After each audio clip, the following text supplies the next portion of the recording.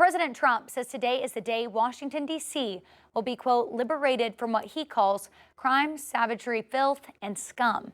The president is ordering federal forces to the streets of Washington, D.C. to help combat crime and move out the homeless. John Small has more details from the White House.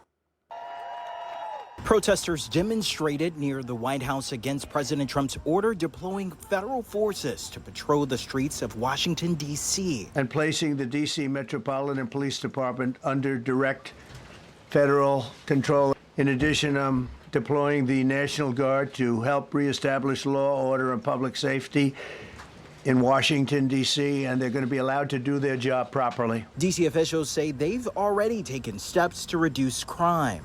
Police data shows violent crime is down 26% over the last year, and homicides are down 12%. We've done that by working with the community, working with the police, working with our prosecutors, and in fact, working with the federal government. The president is also targeting the homeless in the city. We have slums here. We're getting rid of them. I know it's not politically correct.